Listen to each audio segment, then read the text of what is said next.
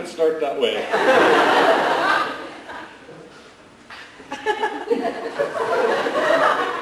Good evening. My name is Nicholas Hanson. I'm already off script. This is a bad omen. You're not getting home before midnight. This is my home, building, and room, and I am very nervous. And I'll be honest, I'm nervous every single day I teach. This is a terrible study. None of this is on the page.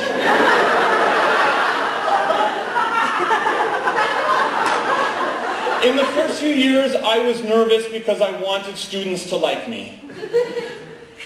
For the next few years of teaching, I was nervous because I wanted students to like drama.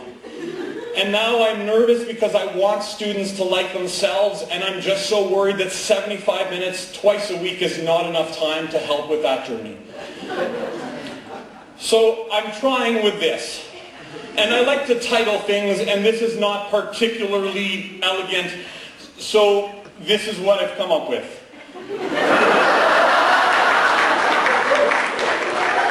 But that is probably a little bit cliched, so I tried again, and here's take two. That's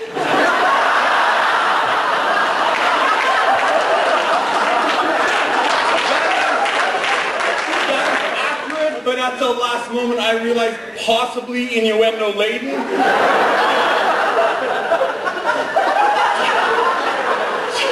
So I have backtracked to this.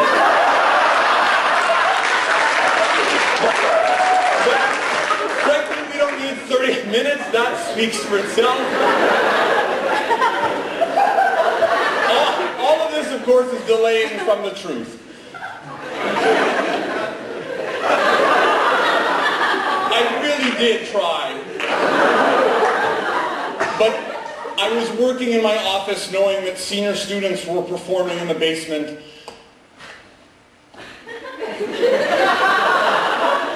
So welcome to my talk today.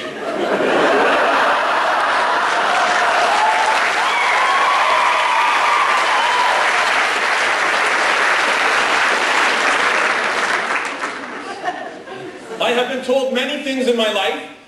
Here all of them are. Wear a seatbelt.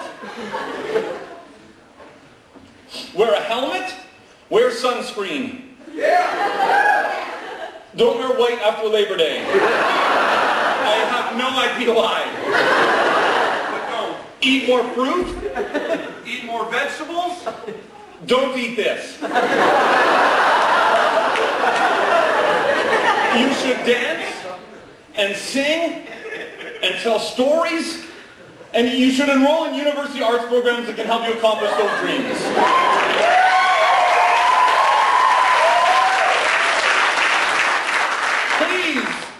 Don't drink and drive. Don't text and drive. Don't drive like Meatloaf. Like a bat out of hell.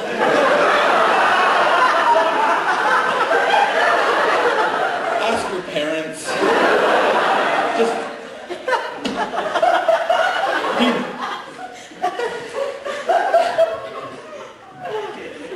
Play outside. Recycle.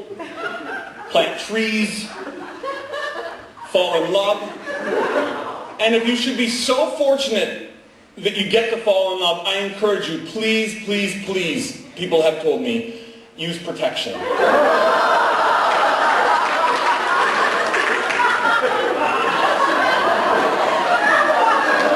not.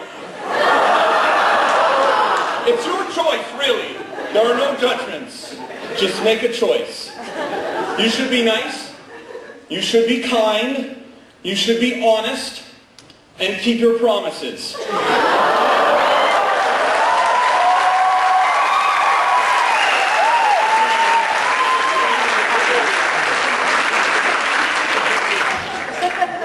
You might be familiar with this person, Alberta Premier 2012 to 2013, inclusive. Smoking is bad. Crystal meth is worse. Don't crystal meth. And lastly, but most importantly, the best piece of advice anyone has ever given me.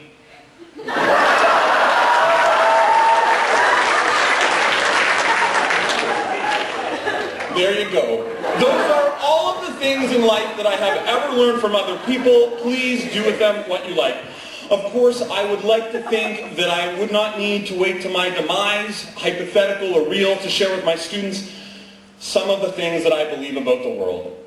I would like to believe that throughout all of my classes, I have communicated some of my core values, which could be communicated as following. No matter how talented you are, creating great work requires investing a high number of hours. Whether you're composing an original song, writing an insightful essay, inventing a new machine, anything that you want to do, you need to log hours. True excellence does not come easily to anyone. Next, we should value young people not just for what they might contribute in the future, but for what they contribute today. Children are not seeds that we plant in the ground with the hope that one day they will produce canola that we can yield for monetary benefit. Children are people today. And we should cherish their whimsical presence before it disappears. And lastly, we have a moral obligation to share our time and talents with our community.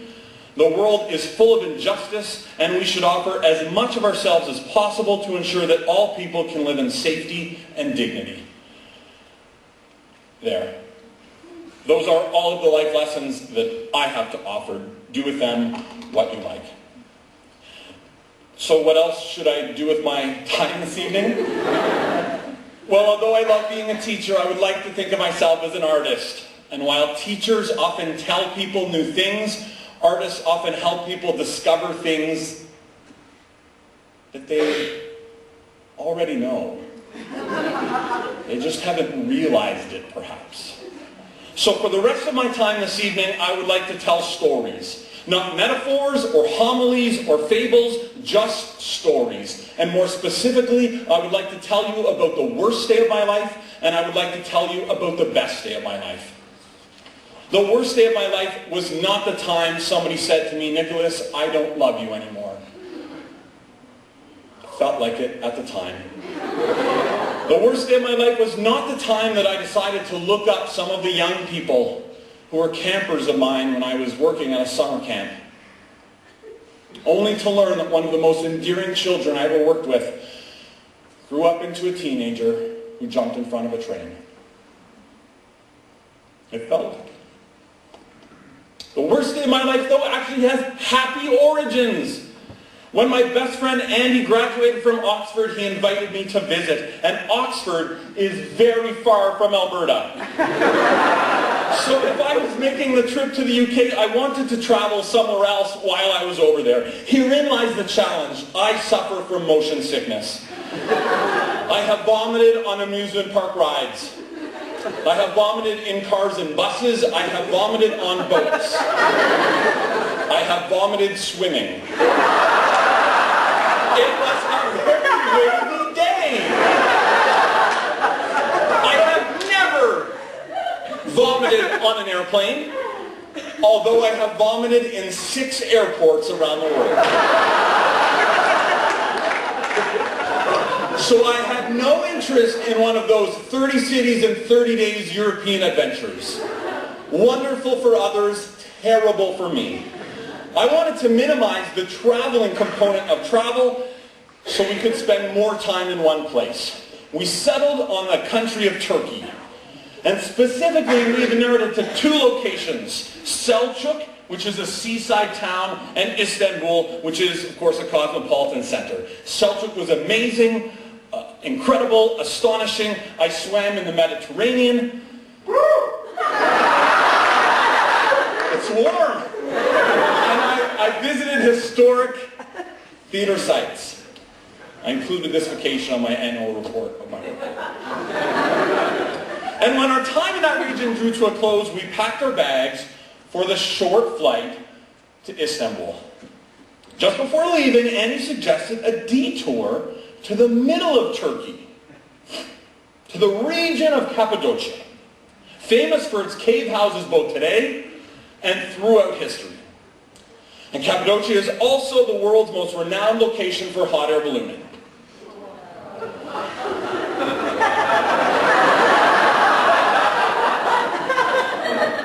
It's not what you think. Because alas, the only way to get from Selçuk to Cappadocia is via the bus. And not just any bus ride, a bus ride that traverses through mountains and through a desert. A bus ride that takes 18 hours. Against my better judgment, we boarded the bus that afternoon. It was July in Turkey, and it was 45 degrees Celsius. There was no air conditioning on this bus. I felt nauseous 30 minutes into the trip. An hour later, we stopped for dinner at a small trailer in the middle of the desert. The food is sitting on trays in the open sun. So I avoid all of the meats. And I have an entire supper of chickpeas, which I discover have been sitting in meat drippings. I wonder if this is a bad omen. We board the bus. Almost immediately, I feel sick. I try every trick I know. Closing my eyes, breathing deeply, squeezing this part of your wrist, which may or may not be a homeopathic remedy.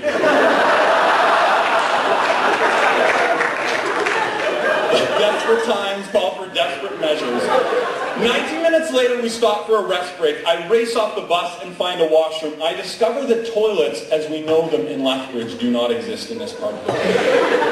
So I find myself kneeling on the floor, vomiting into a hole. I realize what else might be on the floor around a toilet hole. So I try to lean forward without my hands ever touching any part of the floor. Back on the bus. 90 minutes, another stop, another deposit of vomit down a hole. Back on the bus. Darkness. 90 minutes later, another stop. I cannot make it to the washroom this time, so I collapse on the ground and vomit into the sand. Back on the bus. Warning, it gets a little bit gross. 90 minutes later we stop, this time a much larger building with neon signs and crowds of men smoking the most pungent cigars in the world. I realize that my sickness is worsening and I need to do more than vomit. My dignity is going out the window this evening. I race to the washroom. I have not seen English words in a few days, and I have never been so delighted in my life to see English words. There was only two, and that's all I needed. Western toilets. That way. I sit down. Almost immediately, I feel the need to vomit. So I grab the garbage bag, the can, and plunge my head inside to get ready. At that moment, I realize a fact from the guidebooks. In this part of the world, the plumbing does not accept paper products. So when people sit on a toilet and use paper, they put it in the can.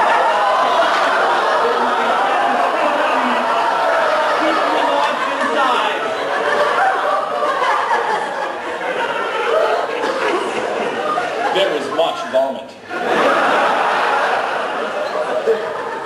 Back on the bus. There are no more stops. For the bus, that is, because my stomach has no plans for stopping. I reach inside the seat pocket and pull out that little bag that you always wonder, Does anyone ever use that bag? Yes. Within the hour, the bag is full. There are 3 more hours to go on the bus. I do not want to make a mess of their country or a mess of their bus. So I open my backpack.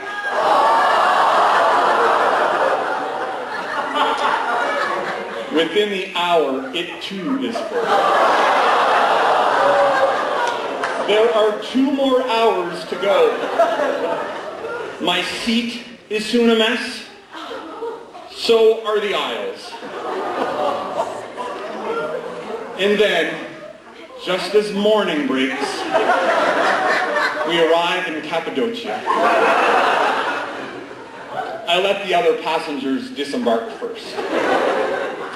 The bus driver wanders down the aisle. When he sees the mess, he starts screaming at me. He's speaking in Turkish. I'm pretty sure I know what he's saying. I try to answer, but my throat has been busy all night, so no words come out. He keeps yelling and yelling and yelling. I stand up trying to gesture calmly. I am more than 1.5 feet taller than him. He stops yelling immediately.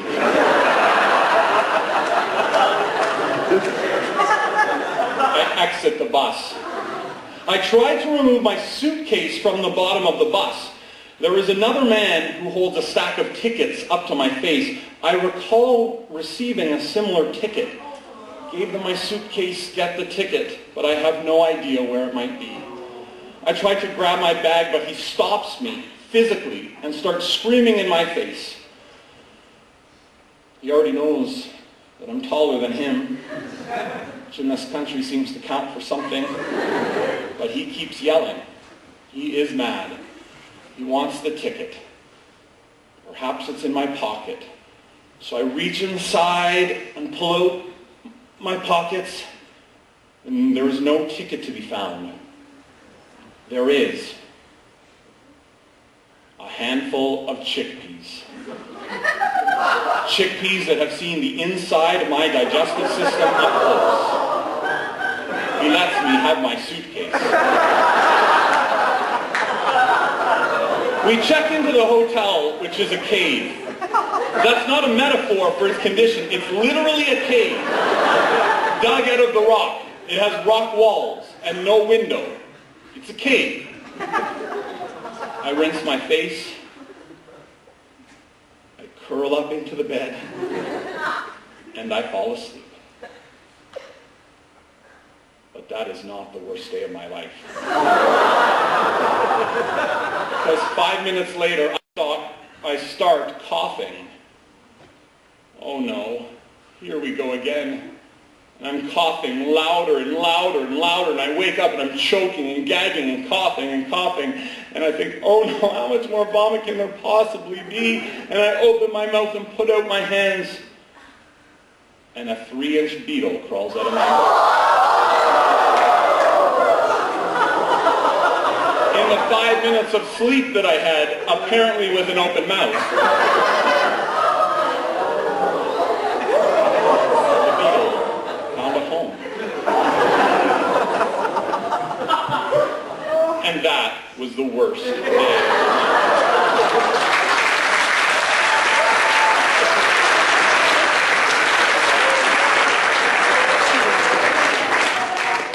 Well, what about the best day of my life? Now, the stock answer to this would be the day my son was born.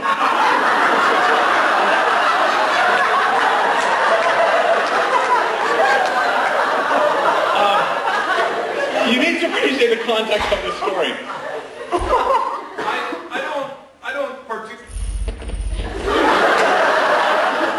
I don't particularly do well with blood or medicine or cutting to make blood. So I thought it would be prudent to inform the nurse that during the birth, I would stare at my partner's eyes and smile, and look at as little of anything else as possible. be better for everybody. So she comes back with the clothes that you put on, and I change into the bathroom, and it's taking me a long time. And then she knocks on the door delicately, and she says, are you going to be all right? She thinks I'm very nervous about this, which I am. But the problem was that when I told her I was 6'8", she told the other nurse 5'8". And so the pants were 8 inches too tight this way and 10 inches too short that way.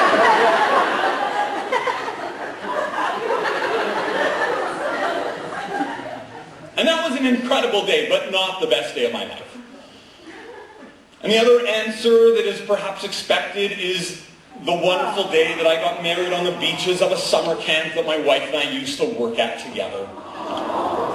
And it was a wonderful day of my life. It makes the top 10 list.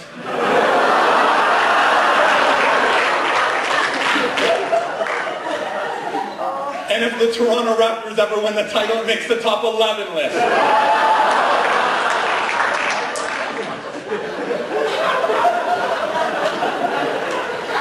In other words, when I die, we'll probably stay in the top 10 list. But that was not the best day of my life. If I walk over here, is this going to go? I'll just walk anyway. I realize I've been standing at a podium probably longer than my combined teaching career. So I will tell you my story about the best day of my life here on stage. So in my first few years in Lethbridge, I got invited to do all sorts of things, and I almost always say yes to all sorts of things. And the fine people of Cranbrook, British Columbia, who have a drama, they're all here tonight. The town is not that big. They have a drama association, and they wanted a guest workshop on directing plays. And I direct plays from time to time. So I headed to Cranbrook, and we talked about directing plays. We played. It was very fun. And Sarah and I were there, and we thought, we're already here. We just arrived in Western Canada. And we should do some of the things that you should do in Western Canada. We've never been this far west. Cranbrook was the westernmost we've been as adults. We're from the east. And so we decide that near Cranbrook you can go whitewater rafting, and so we are going to go whitewater rafting together. And it rumbled like that. And so when we get there, it is the first day of the season that the whitewater rafting company is opening. And they explain, this is very exciting because melting snow makes for more water, and more water makes for faster riding. And I am very excited. There is no vomit in this story. And Sarah and I go, we don't know anyone else. And they kind of split all of the people into different teams, essentially. And Sarah and I at this time, we're in our mid-20s, and there's a whole set of other people in their mid-20s, and there's about 8 people who are celebrating a 50th birthday party. And we thought, well, this is easy. They'll have a vote for the 20-somethings and a vote for the 50-somethings, and that will be what they'll do. And so they start calling out names, and they call out the name of every 20-something into one vote, and then the name of all of the 50-somethings birthday party in the other vote. And they call Sarah's name and Nicholas's name to join this boat. Kind of look around grumpily, but that's okay. We'll make some nice friends. We go through a few minutes of safety orientation, which for this group here, the 20-somethings, I can hear them asking funny questions about can they backflip off the back of the boat, etc. And this group is preoccupied with what happens when the boat flips, people fall out, and go upside down. And they ask variations of this for 20 minutes. I politely ask if we could move boats. No. We get in our boats, and we go down the river. The other boat quickly zooms away. Because the other boat has people who are paddling.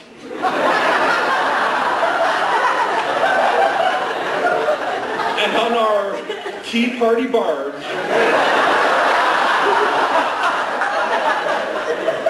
drifting down the river, we are enjoying the sun and the discussion of menopause.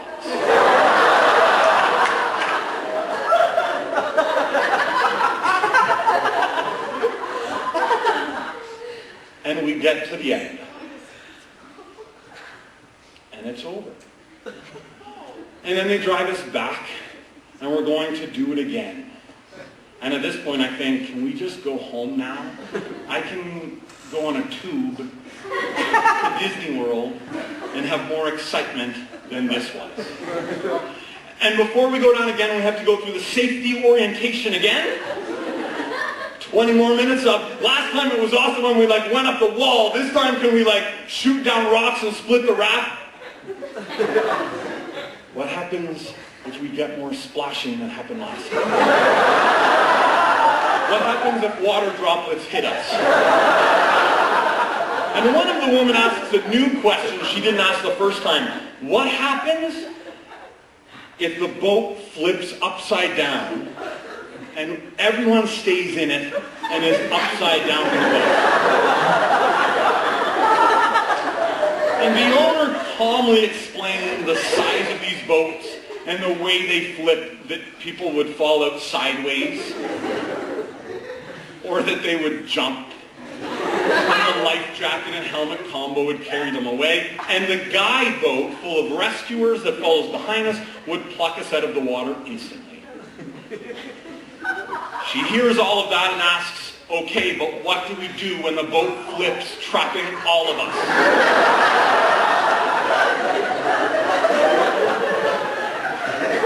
And the owner says, hypothetically, the only possible way you could flip a boat and trap every single person in it is if you all of a sudden came up to a huge gorge that none of you saw.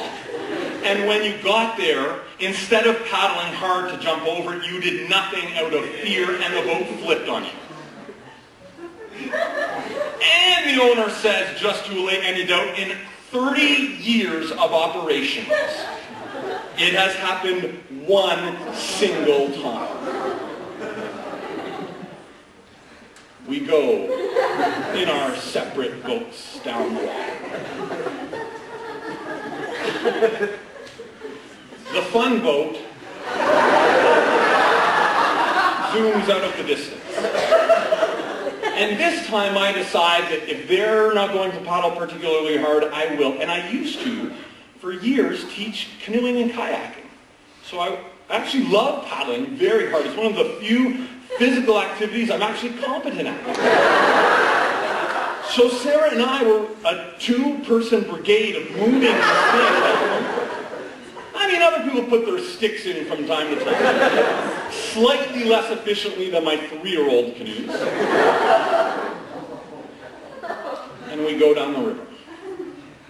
And all of a sudden, I glance up, and I see what appears to be a pit of black in front of our boat. I voice, that looks like a big hole in the river somehow. We should all use this opportunity to take this wooden instrument in the middle of the boat, put it in your hand, and do this very vigorously for 5 to 6 seconds.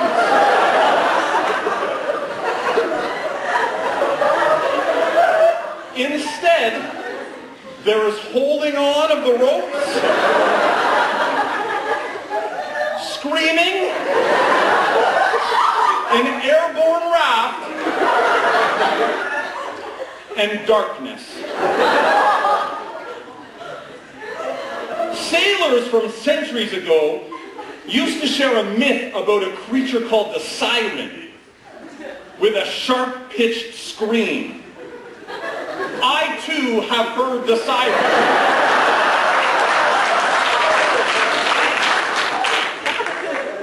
Courtesy the voices in the dark huddled around an inflatable raft, which is now a turtle shell, separating us from the sunshine above.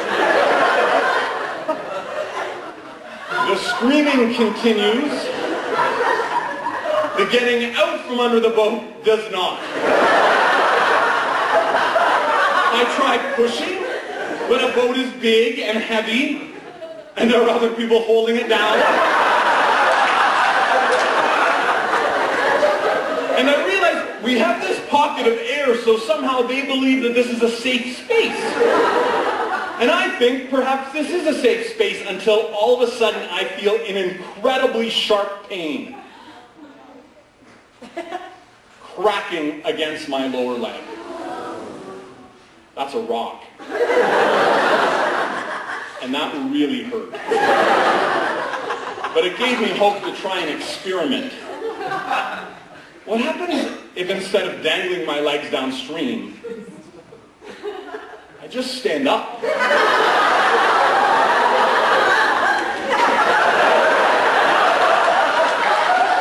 And it works. I plant my feet and lift my arms as high as they can, and the boat doesn't right itself, but it lifts ever so much that 7 people can scurry out on all sides and snap onto the edges. So now we have an upside-down boat with a septet of screaming 50-year-olds, not holding desperately the rope on the inside, but holding desperately the rope on the outside. We're halfway there, I hope. I can hear from the guide boat the suggestion, pull yourself up on the raft. And so as quickly as I can, I pull, and I find myself sitting on the top of the upside-down raft. And it's wet and slippery, and the boat is spinning and going down very quickly. So it is hard to stay there, but I'm there. And I hear, pull them up too.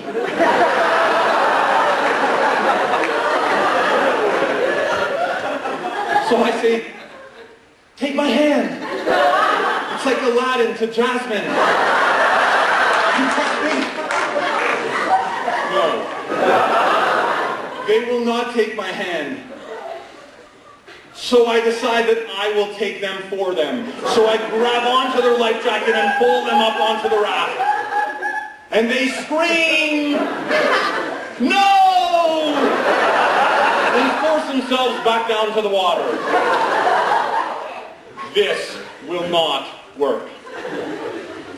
I look up ahead and I see a tree growing on the side, and not just any tree, the kind of tree that has one long branch like that. Now I have spent enough of my youth playing video games that I know exactly what trees like that are for. They're for grabbing with one hand and holding a raft with another hand. And that is exactly what I do, and hold, and hold, and hold, and hold, until the guide boat comes along and throws out so many ropes, it's like Spider-Man is on the river. And they pull our boat to the side, and one at a time the women climb off the boat. And it's at that moment that I look around, and I count everyone who's there. And I realize that I'm there, and the sirens are there. But Sarah is nowhere to be found. And my heart stops. Sarah was a competitive swimmer and a lifeguard. She was good at this kind of thing. She has a helmet on, and she has a life jacket on. But concussed people don't swim very well. And there's nothing in the water. And I hear something, kind of a yelp. And I look, and without my glasses, lost to the bottom of the river. I can see a helmet and a life jacket, and I can see hands doing this in the air, and I can hear, Yahoo!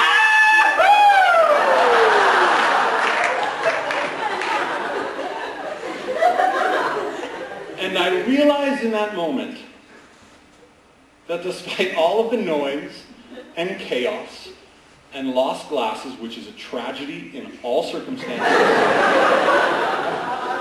and a gash on my leg, that looking down the river at seeing a person who finds adventure in chaos, and it is in that exact moment that I realize that is the kind of person I want to spend my life with.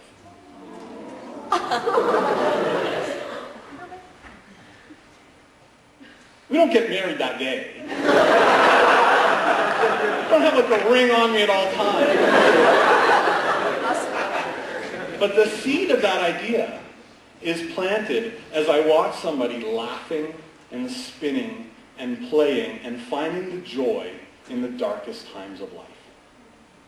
And so that, my friends, that specific instant is the best day of my entire life.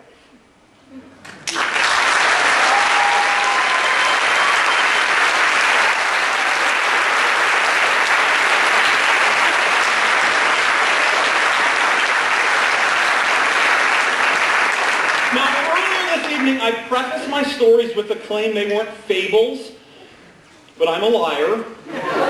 All art needs some kind of heart. If you have a story without truth or insight or meaning, well, you end up with cats.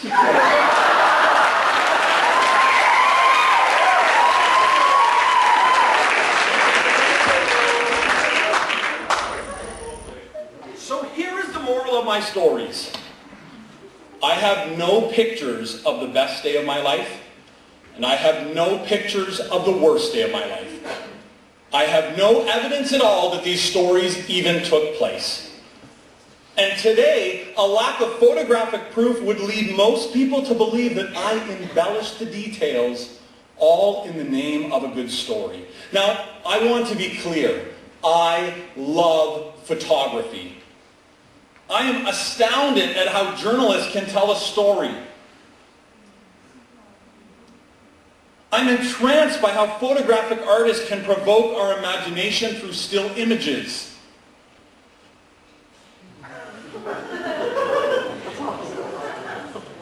And it's the single most haunting piece of art I've experienced in years. And I'm delighted how people just like you and me can record special moments of our life on camera.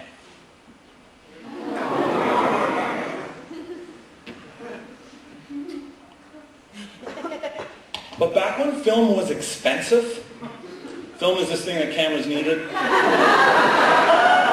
and it used to be really expensive. And when it was expensive, people had to be selective about taking pictures. And the invention of digital photography allows virtually unlimited taking of pictures. Think about it. Some people have more pictures of their breakfast than their parents have of their wedding.